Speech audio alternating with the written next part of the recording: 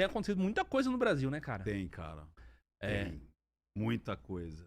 Vamos começar puxar um assunto, né? A gente tava falando, a gente tá aqui no prédio, o Ventura também tem uma sala aqui no prédio, né?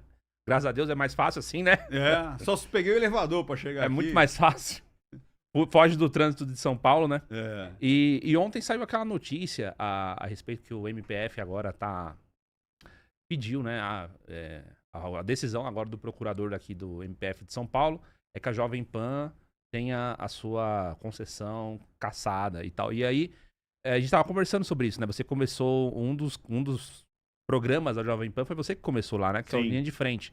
E eu lembro que na época tinha você, aí uma hora tinha a Eduarda, mas também tinha a Pietra, tinha o Negão, tinha a participação ali do Grandini. Isso. Né? Era uma composição ali de vocês na questão das notícias, vocês tinham que comentar as notícias, aquilo que tava rolando. E aí, isso faz um tempo já, faz quantos anos?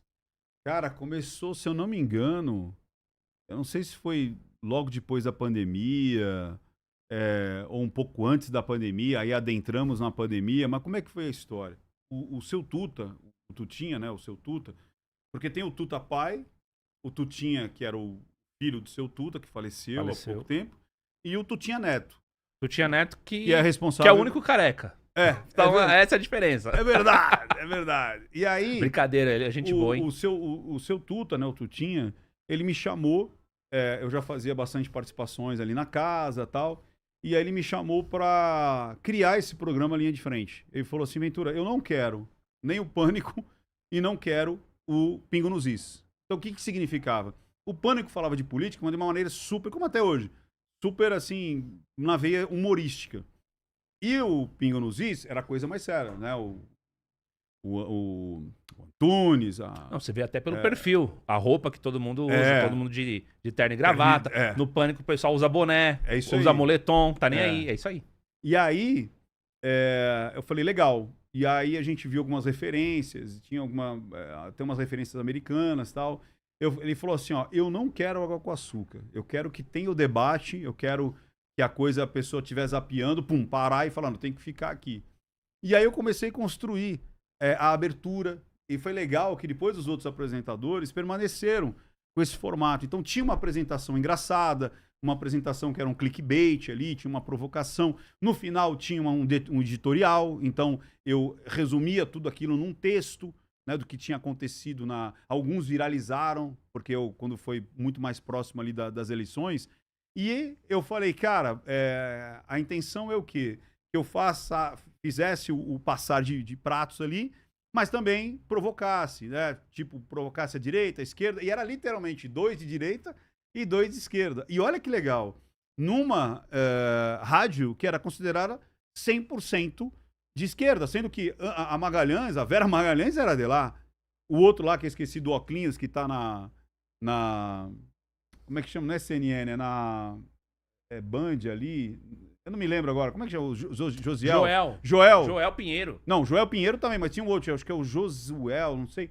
É um de barba. Ele tá com a Patrícia, com a Cidral. Agora já não sei o que lá, Cidral. Então, mas enfim. Tinha uma galera lá. O próprio o Vila, né? Vila, sim. Né? Então existia o Edgar, que fazia logo depois ali do Morning Show. Então, sempre vinha 2 de esquerda e 2 de direita. E era muito legal, porque já existiam os debates. Olha que interessante. Hoje tá na moda os debates. E o Linha de Frente era isso.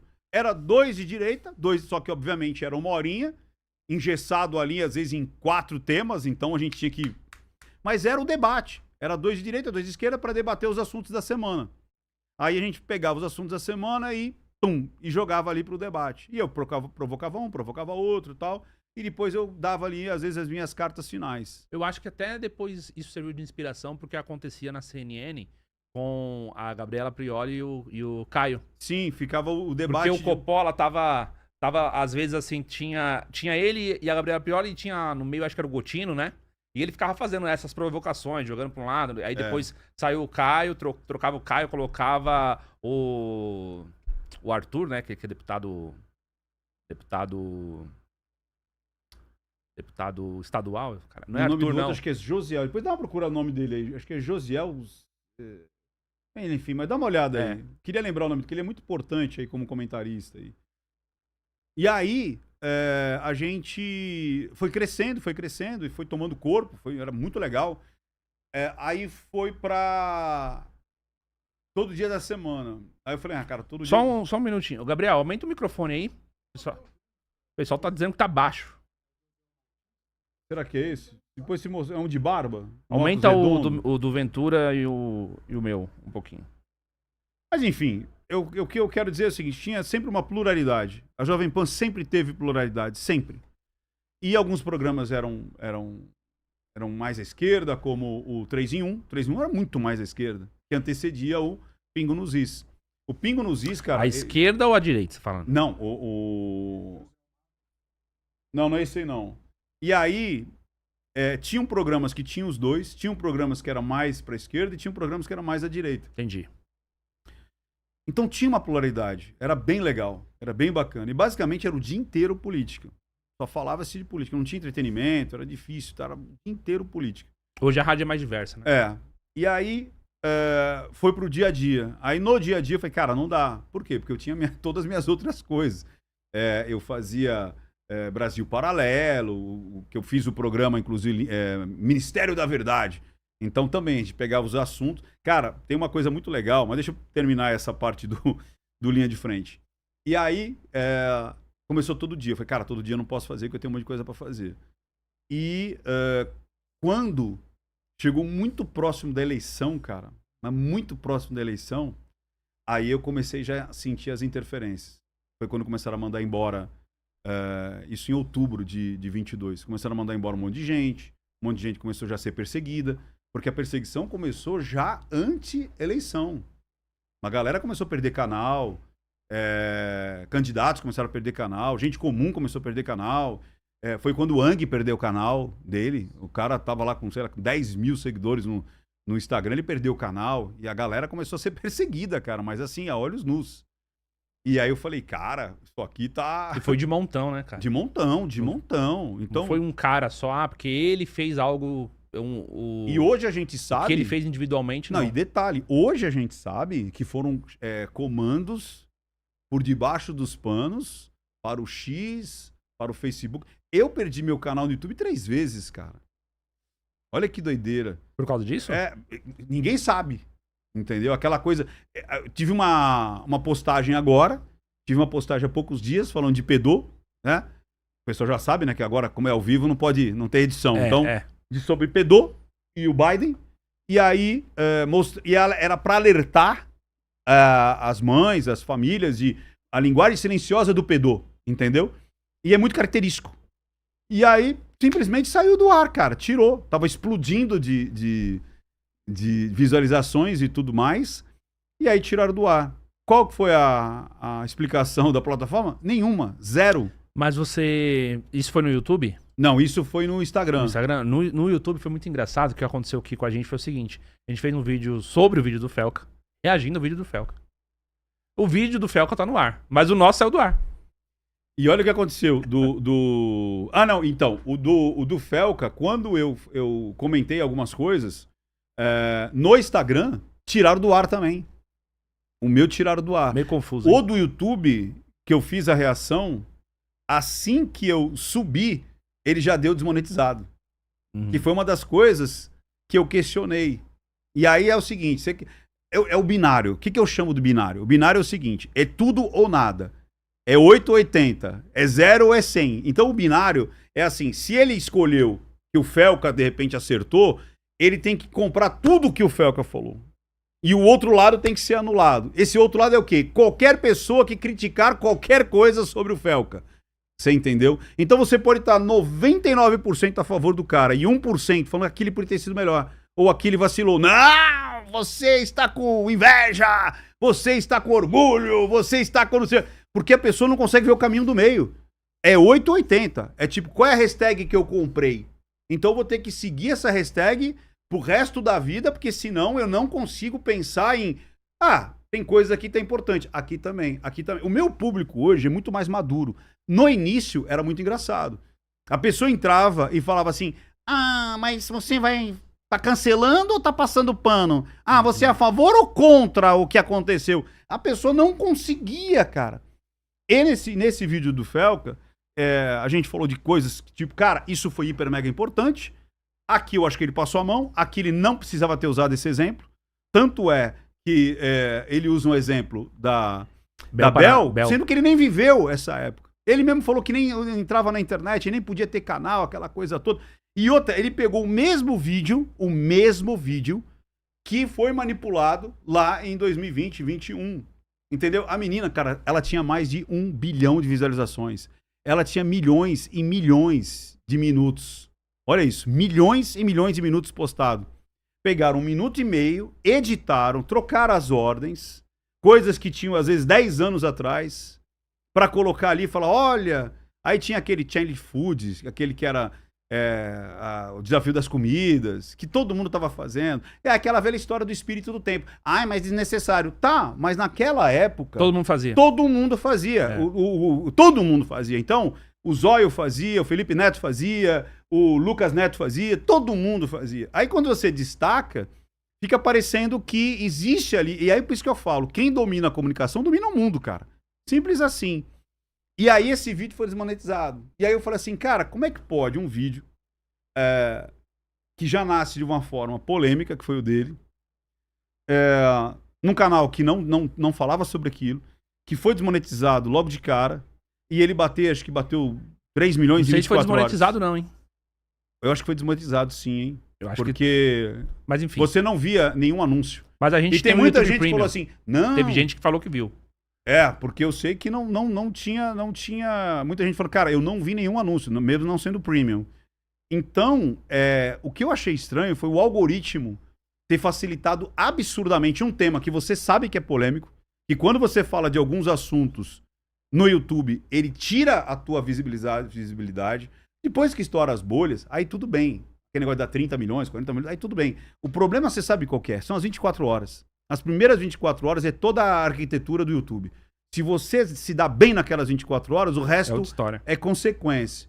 E aí foi que eu questionei, porque eu falei, cara, eu tinha cantado a bola, cara, acho que em menos de 24 horas eu falei assim, vão usar o vídeo dele para política, vão usar o vídeo dele para criar censura, vão utilizar o vídeo dele com o pretexto de regular as redes. E quando não é a plataforma, como não é no caso o YouTube, tem essa questão aí do próprio MP, né, com a Jovem Pan. É isso que eu queria falar, ainda bem que você voltou, ó. Aí eu até ia mostrar isso pra você, ó. Olha o UOL. Emissora mostrou-se indigna de aposta social. Peraí, uma rádio que tem 81 anos é uma aposta? Pois é. Porra, uma aposta? Indigna pela sua aposta social. Cara, os caras ficaram no ar há 81 anos. Não, você tem noção que eles passaram por Getúlio Vargas, os caras passaram por ditadura militar, certo? No ar, sem problemas. Aí chega agora na Era do Amor. Agora ela é indigna, não deveria existir. Indigna pela sua aposta. Como se a Jovem Pan fosse... Você pode gostar ou não da Jovem Pan. Você pode amar ou não a Jovem Pan. Agora você vai censurar porque está dizendo que a faixa editorial não está cumprindo com o que você quer. O que é a faixa editorial? É justamente onde você se coloca para ter a sua linha editorial. Assim como tem a Folha, assim como tem o Estadão, assim como tem a Globo. Descaradamente, eles têm um lado. Todos têm um lado. Agora, quando um tem um lado, não, esse lado aqui não pode. Esse aqui é do ódio, né? E o louco é isso, né, cara? Como assim? E detalhe. Furo de reportagem. Isso aqui é matéria requentada. Sabe quando que isso aqui saiu? Quando, lá em 22, para fazer pressão em relação aos que lá trabalhavam, porque você sabe que muitos foram mandados embora e foram para o oeste. Outros abriram seus próprios canais e tudo mais. Isso já existia, não é novo. Isso já tem anos. Então, para que requentar agora como se fosse algo novo? Olha, o Ministério Público aciona uma multa. Então, não, isso já tinha. Mas eu não entendi uma coisa. Isso daí foi uma decisão do Ministério Público, certo?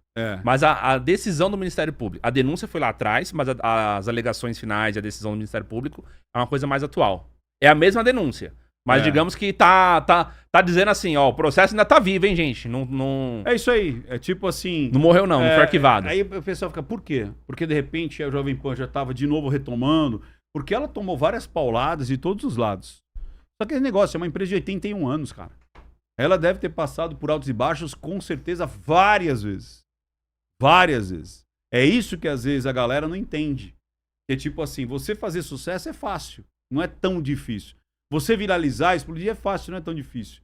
O problema é se manter. Se manter é muito mais difícil. Mas muito mais difícil. Tem que engolir muito sapo, tem que aguentar desafios. E tem que fazer a coisa certa, né? Se você vacila no nível que a gente tá falando assim, se você vacila de alguma forma no nível que a informação tem hoje, você perde credibilidade, você perde autoridade, as pessoas param de te assistir.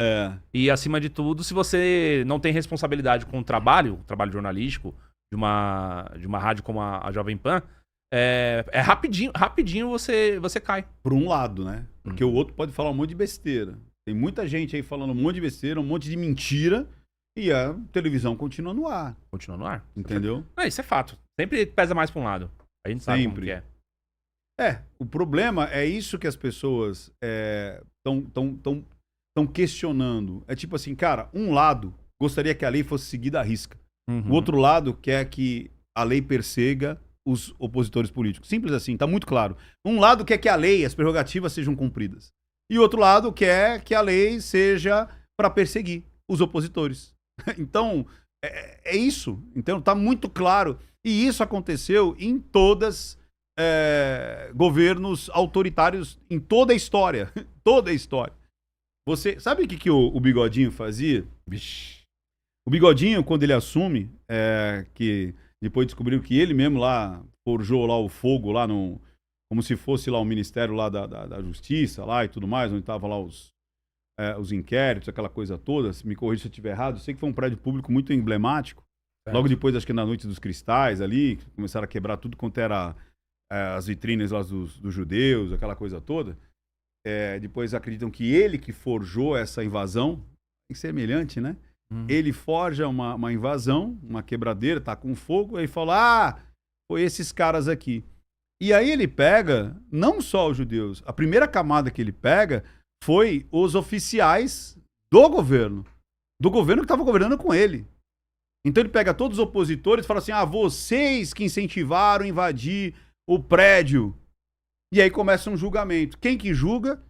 O cara que era o advogado do Partido Nacional Socialista dos Trabalhadores Alemães, muita gente esquece que esse é o nome do partido do Hitler. É esse mesmo. Partido Nacional Socialista dos Trabalhadores da Alemanha. O advogado do partido, que defendia o partido, se torna o ministro da Justiça quando Hitler vira o chanceler em 1932. Ou seja, ele pega o advogado particular dele e põe ele como ministro da Justiça. O que esse cara faz? Ele faz audiências hiper rápidas. Primeiro, já prende os caras antes do julgamento.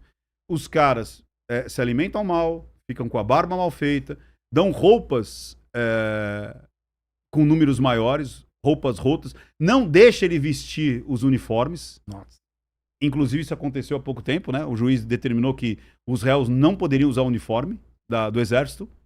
Agora, aconteceu isso agora, aqui no Brasil.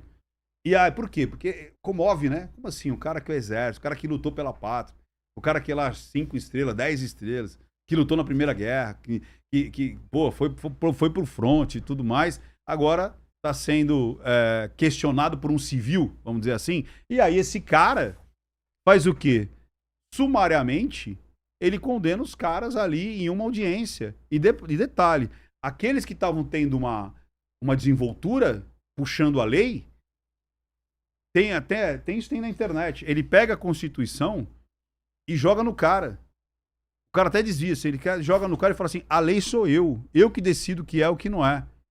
E todo mundo foi condenado, alguns inclusive condenados à morte. Pesado. Olha que doideira. Então, cara, quem domina a comunicação, tava falando isso agora com o Caleb, agora, horas atrás, com o Luiz Caleb do Shop Tour. Quem domina a comunicação, domina o mundo, cara. O próprio Goebbels já falava isso. Me dá uma rádio que eu domino qualquer país. Na época. Exatamente. Me dá uma rádio que eu domino qualquer país. Então você vê o quanto os meios de comunicação fazem total diferença na cabecinha lá do afegão médio.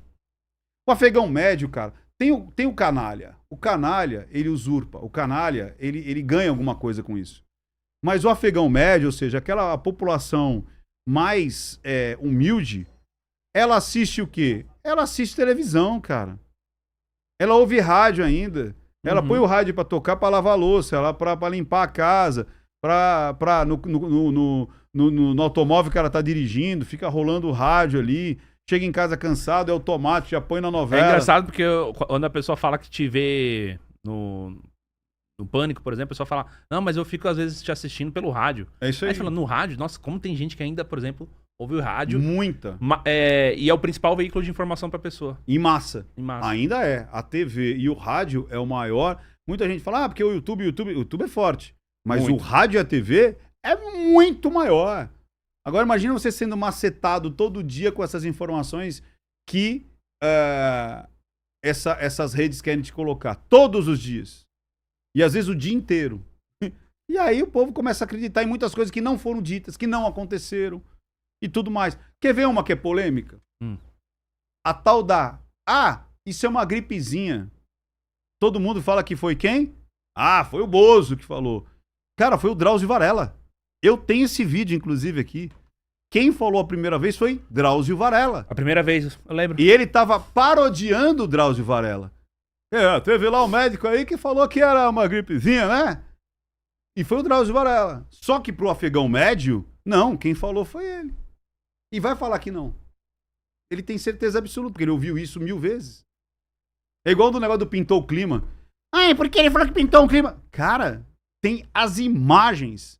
Eram, acho que, venezuelanas se prostituindo. Ele falou, cara, o que vocês estão fazendo aqui? O que vocês estão precisando? Vamos lá pra dentro, vamos conversar. Tem as imagens, temos imagens. Mas o afegão médio não quer entender. Sacou? Porque ele ouviu aquilo várias e várias vezes.